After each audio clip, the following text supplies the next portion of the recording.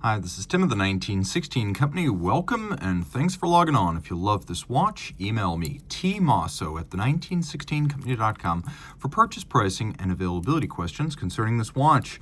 Today we are discussing a most unusual 2025 model year limited edition of 24 pieces in titanium from Moser Cie and Azuki, with a little bit of midwifery by the 1916 Company. This is the Pioneer Elements of Time. Now, there are 4 different versions of this watch, and to confuse things still further, there are also tourbillon versions, but we're going to discuss this one right here, which is part of the Elements of Time series and based on the Pioneer center-second rotating bezel 40mm case. This specifically is discussed as the fire dial. That's right, Elements of Time, get it?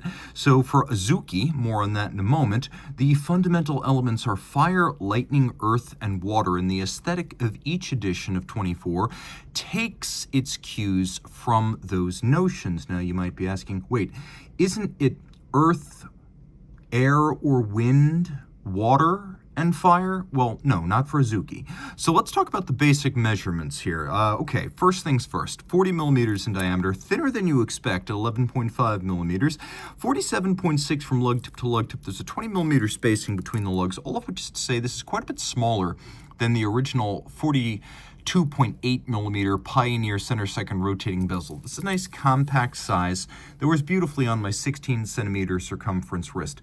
Taking a quick look down the barrel, you will note that the watch is nowhere near the edges of my wrist, and even over the top, which exaggerates the width of a watch lug-to-lug. This is far inboard of the edges. Zoomed out a little bit to show it to scale. You can even see that it is quite compact and very flat for a watch of this type. That is a rotating bezel automatic diver.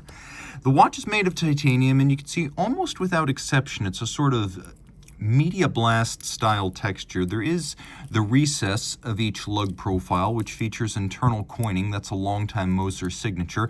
The matte aesthetic continues onto the bezel, which has a rare titanium bezel insert. That's right, it is neither ceramic nor anodized aluminum. This is titanium, and you will probably be surprised to see that the entirety of the bezel is luminescent. So you have a great deal of utility when reading that minute hand against the bezel index. It is a very sharp and vocal 60-click bezel, and if you look very closely, you can probably see it best in this light, but the index at 12 o'clock has a little bean above it because Azuki in Japanese is red bean. So we come back to Azuki and the question of what exactly that is. Well, this edition is part of, if you will, an extension of Azuki's Elements series. So it is essentially a series of NFT adjacent short format anime features. And in fact, there is a short format anime feature that deals with this collaboration specifically. Azuki is a sort of decentralized, collaborative anime and street culture adjacent online brand that is often also crypto adjacent. And so this watch sort of gives you a little bit of a toehold in that world. You can be anime adjacent without specifically being an otaku, and you can be crypto adjacent without getting pig butchered, which is a good thing on both counts. Now, the watch, of course, is a fascinating one with a red-orange dial. There's also one that's sort of brown-orange. That's the Earth dial. Don't confuse them. The timepiece also features a bracelet that is relatively simple in construction, and as you can see in profile, one of the advantages here is that every individual link is removable. We've got a single full deploying clasp with a twin trigger release, and this is a well-known rack release system with a micro adjust. You press the button and you're able to adjust the rack on the bottom. And you do have quite a bit of extensible fine-tuning length in there. You can also see that the profiles of the buckle have been coined. Taking a quick look at the watch itself, this is where it really shines. You got to realize that even a Rolex Submariner, one of the thinnest divers you'll encounter, is still over 12 millimeters thick, and that by a margin. This, at only 11.5, is one of the slimmest divers you'll find, albeit at the cost of some diving depth, as this screw-down crown case is water resistant down to 120 meters, which should be fine for most. Maybe some extreme professionals will find that they need a little bit more, but I think that if your primary interests are land dwelling, and no, not in that sense, you will find that this is more than enough water resistance. Taking a look at the bezel, it's got a nice sharp knurling that makes it easy to grip, and then we have this dial featuring a sort of ricochet-like guilloche pattern. It is a distinctive Moser trait, that fume or smoked dial.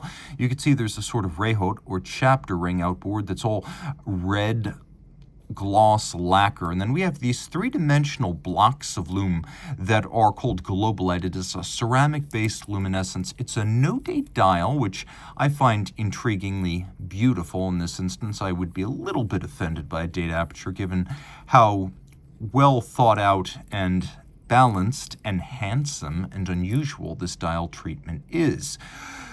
Turning it all over, this is a relatively simple movement by Moser standards. Of course, this is the HMC 200s. This is the 200, and you can see it's fairly large. It's a 30 millimeter movement and a 27 joule bidirectional automatic winding with a magic lever style bidirectional system, ceramic rotor bearings, 72-hour power reserve, 3 hertz beat rate, and it's got a nice durable free sprung balance with a full balance bridge for shock resistance.